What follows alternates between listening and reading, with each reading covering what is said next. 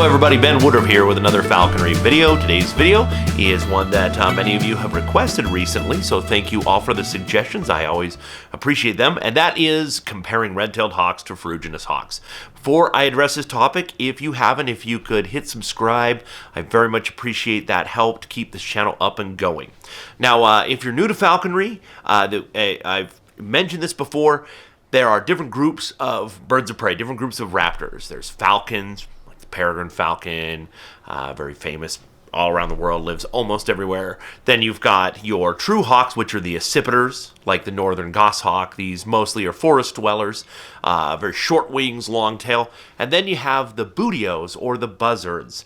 And again, as I addressed in a recent video, a buzzard is not a vulture, even though we will sometimes use that term here in the New World. But The buteos, or the buzzards, are the soaring hawks, and these are birds that are birds of open country. They usually have a slower metabolism and a slower speed than the other raptors. They like to soar and glide. They are really good at being trained to soar hawk, which is another subject altogether.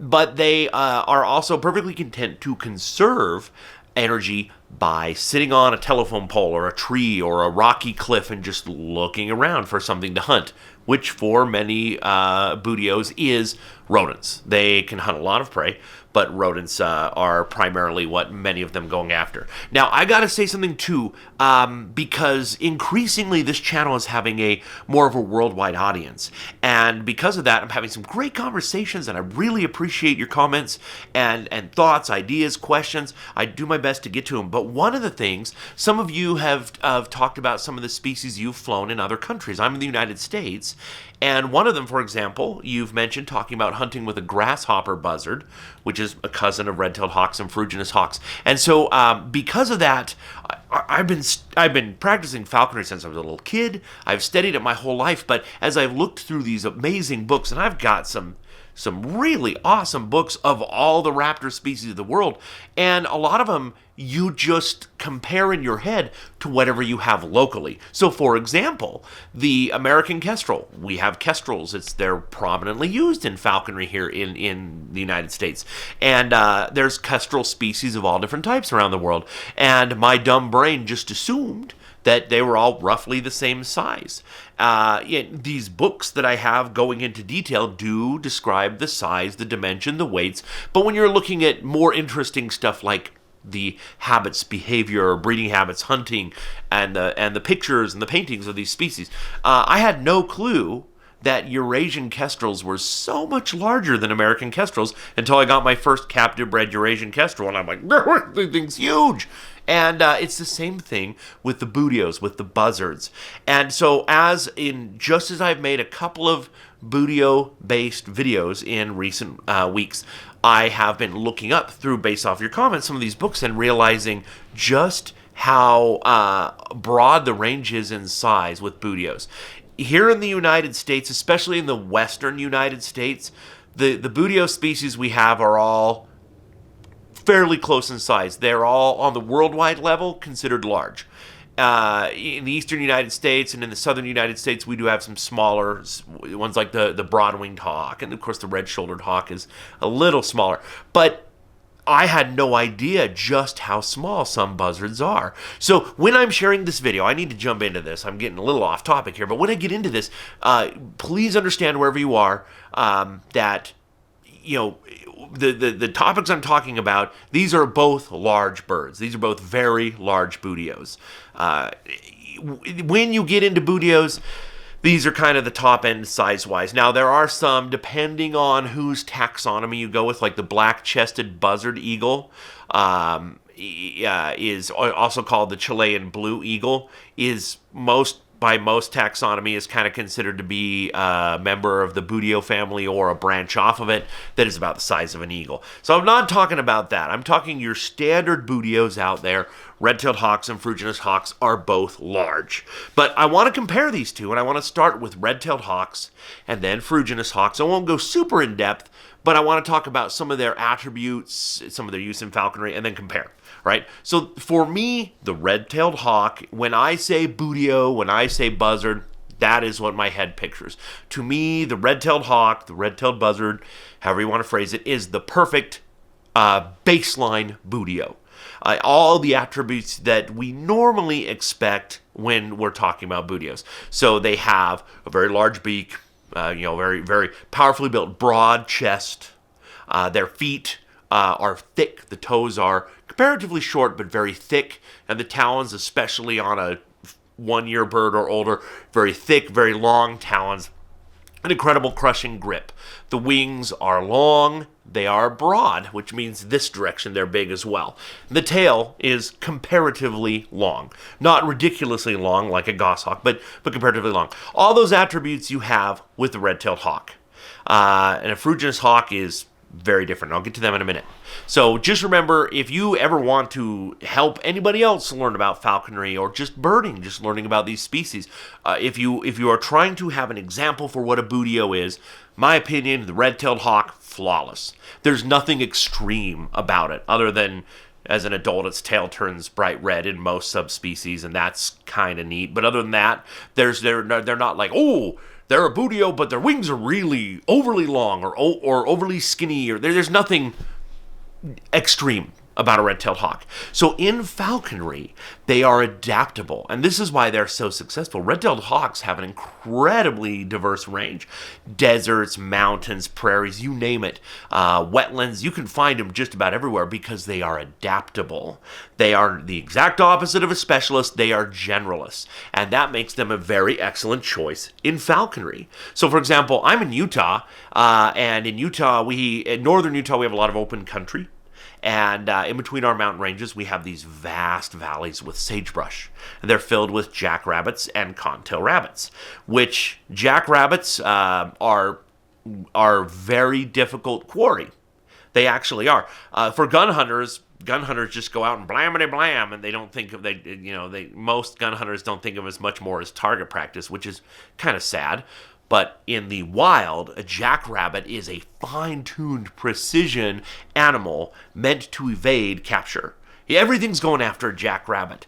Golden eagles, coyotes, badgers, foxes, I mean, you name it, ferrets. There's so many predators that are going after jackrabbits. And red-tailed hawks can go after them.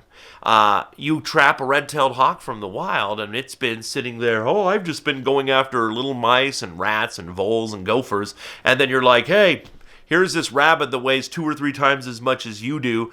It can kick and buck and jump and scratch, and it's fast. And it's wily. It can dodge out of the way. It can jump over you. And I want to train you to go after that. Redtails can do it. It's incredible. It's amazing to watch a bird do that, whether you're hunting off the fist, hunting from a T-perch, letting the bird soar above you. Redtails can do that. Polar opposite, I have friends in Texas, I have friends in New York and in Canada who specialize in squirrel hunting. And instead of open country with a straight-up chase, they're hunting tree squirrels in the densest of forests.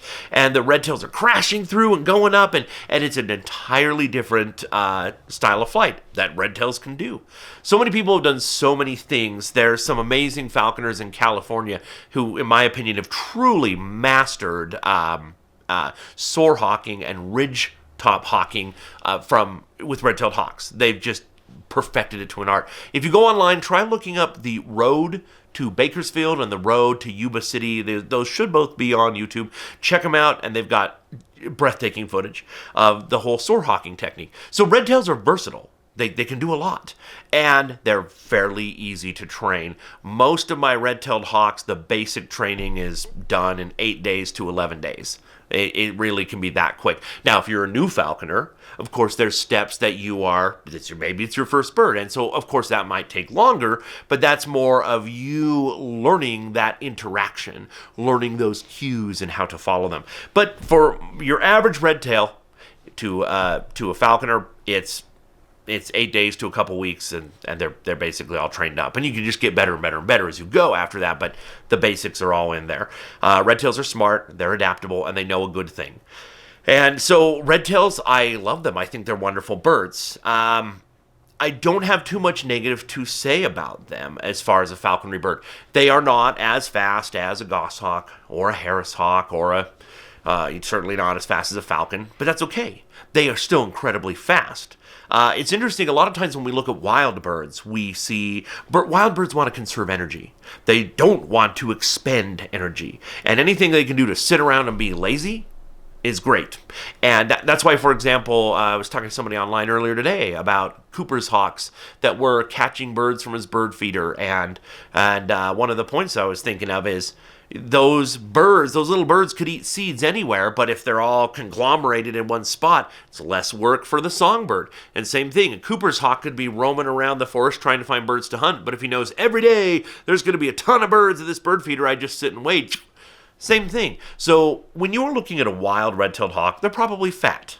They're probably well-fed and just kind of, hey, well, I guess I'm a little hungry. Maybe I'll dive down on a mouse if I see one. That's very different than a falconry bird. If you have a red-tailed hawk that you've reduced the fat and exercised and built up the muscle, and they're like, yeah, come on, let's go hunt. It's great. They're fast. They are fast birds. Not as fast as some of the others, but they're fast. Amazing hunting birds.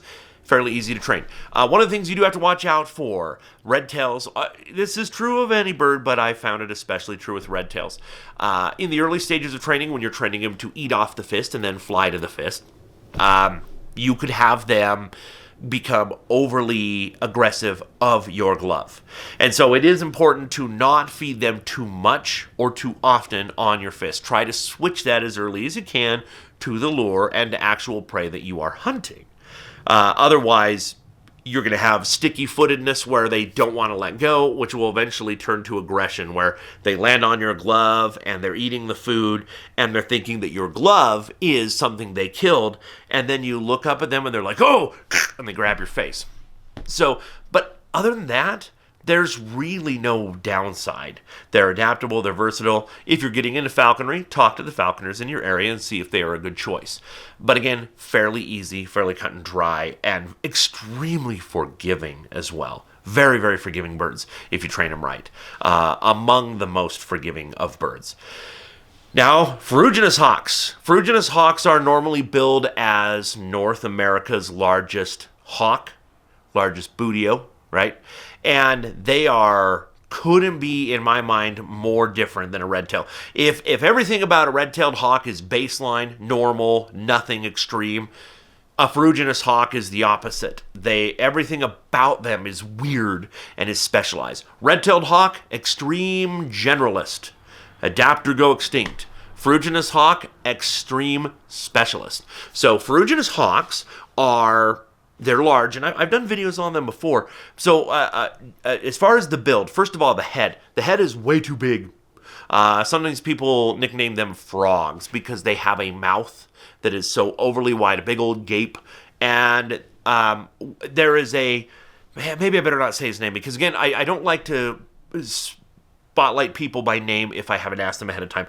But there is a amateur biologist and wildlife photographer in Utah who has dedicated decades to banding, studying, photographing, filming, researching Ferruginous hawks. And so he's witnessed thousands upon thousands of wild hunts, wild kills, wild nests. And one of the things he's pointed out is that even though they are armed with powerful feet, Ferruginous hawks will often kill with their beak. That's not normal. Normally, a hawk will catch their prey, stab, stab, stab till it stops wiggling, and then eat it. And unfortunately, maybe even eating it alive if it's still wiggling. They're just, okay, I'm eating. Where you have falcons are the ones, when a falcon is on the ground on a kill, falcons have stiffer, more plasticky, brittle feathers, which makes them faster, less air resistance, but their feathers are at risk of breaking. So once a falcon is on a kill, they'll bend down and they'll snap the neck. Okay, but Ferruginous hawks are very well known to kill with their beak. So they've got their prey and then they just start biting. But even more strangely, they will swallow their prey whole. And that can be very large prey. They'll hunt. I had a baby Ferruginous hawk that swallowed a thawed-out captive-bred quail I was feeding it. I'm like, here you go. And it just swallowed it. Oh, I was like, geez. They can swallow quite large prey whole, which is impressive and strange. They just slurp it down.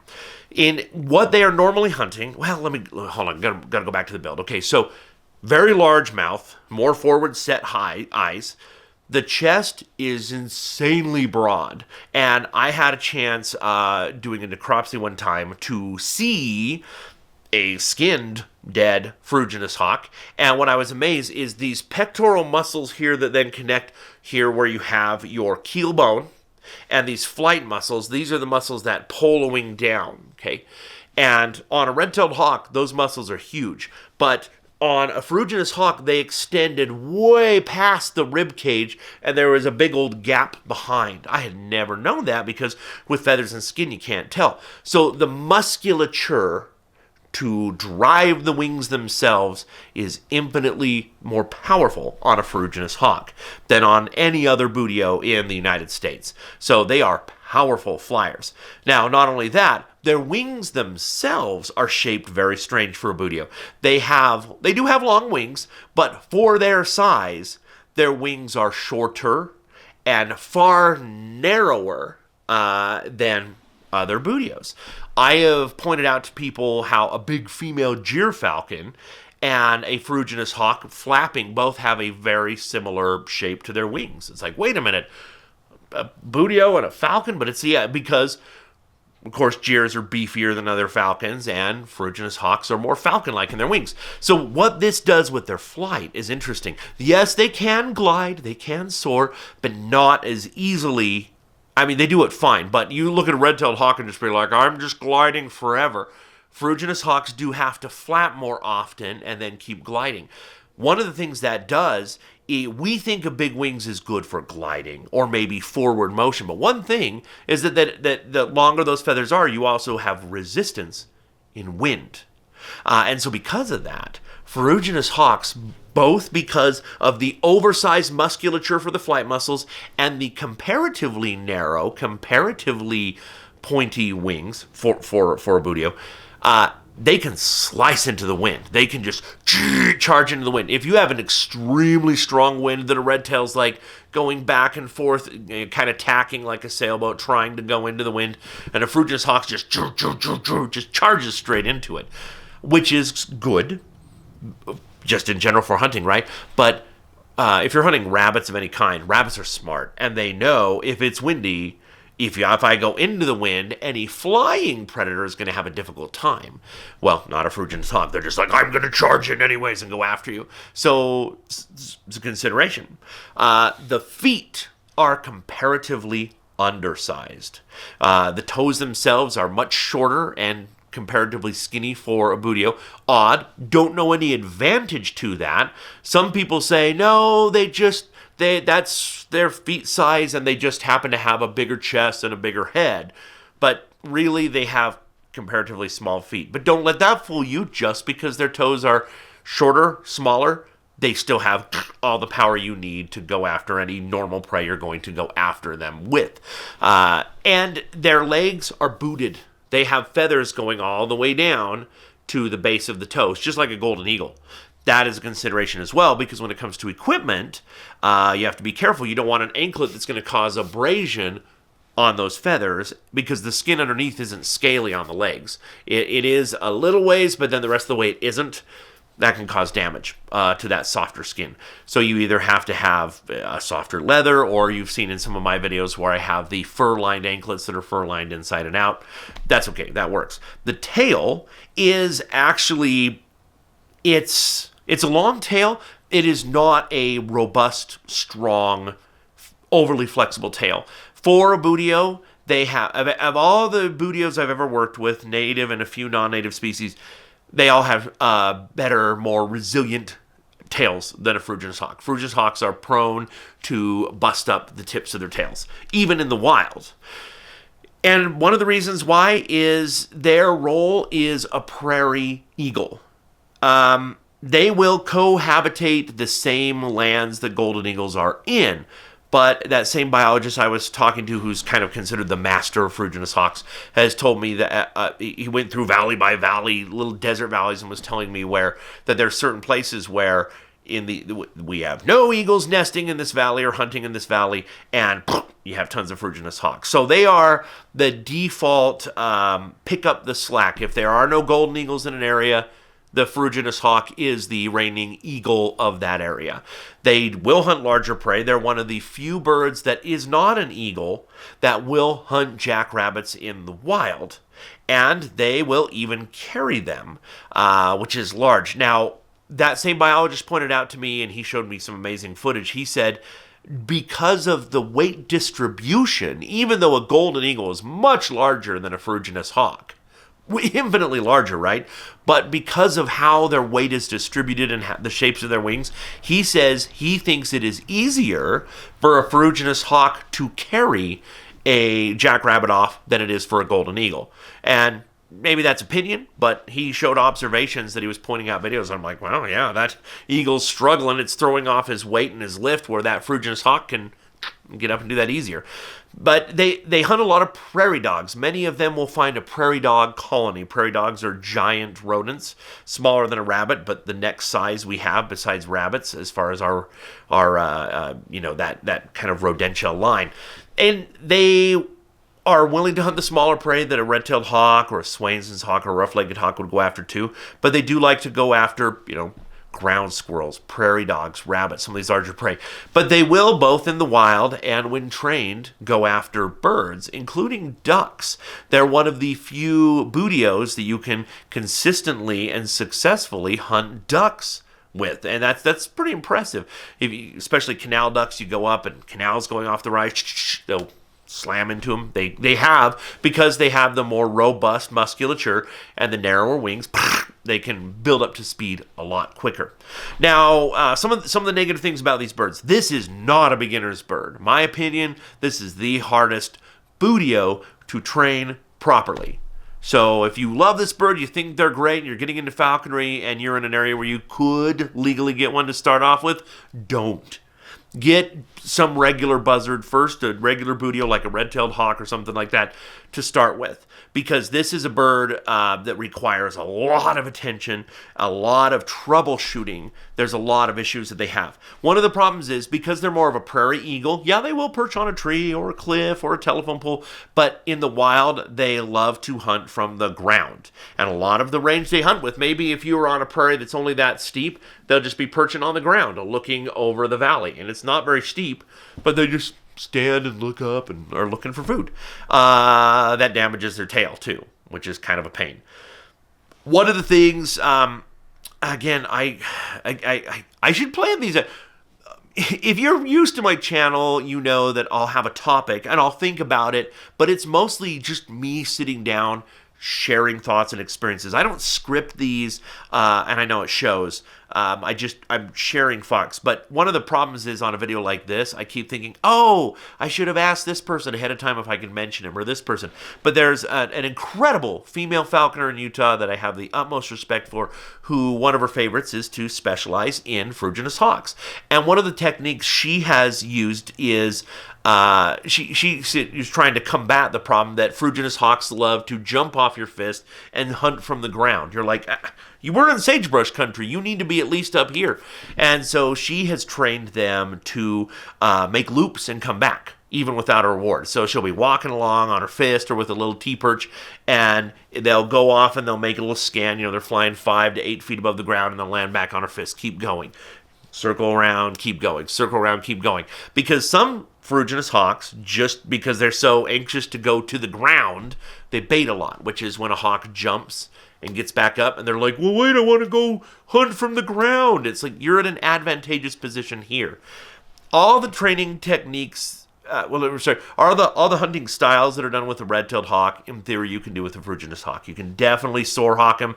You can ridgetop hawk him. You can train him to hunt from a T-perch or from your fist. You can just go in a canyon and have him follow you along. They can do all of that. I don't know personally anybody who has trained them to hunt squirrels, but I have heard of falconers who have, specifically in Texas. I haven't seen it myself. I've never tried that with Ferruginous hawk. I think they're not as fine-tuned for that. Because really, again, they're a bird of open country, and that's something to remember. But the mentality of them is tricky. It's complicated. They are not forgiving like a red-tailed hawk. They are not easy to train. There is a lot of troubleshooting you have to do. So I am a strong advocate for Ferruginous hawks. However, please, if you want to get one, do not have it be your first bird. And even if you're going to do it, don't even have it be your first buteo. Even if I flew a kestrel and a prairie falcon and a peregrine and a Harris hawk. Okay, get a red-tailed hawk or a rough-legged hawk. Get to know buteos for a season and then get a Ferruginous hawk. And I highly recommend, if you get a Ferruginous hawk, you don't want any other birds. You're going to have to focus all your attention on that. Red-tailed hawk, you can get away with having several birds and having one of them be a red-tail and still just give them a time. But the amount of troubleshooting you're going to have to do to properly do a Ferruginous hawk, trust me, do yourself a favor. If you want to do a Ferruginous hawk, plan for it.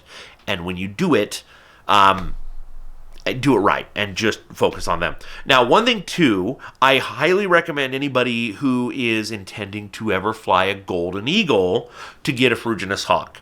I kind of have a formula. I tell people, yeah, big bird's great. But as far as the mentality, I say fly a goshawk and fly at an imprint Ferruginous hawk if you can. And if not, a first-year passage bird that's migrating through.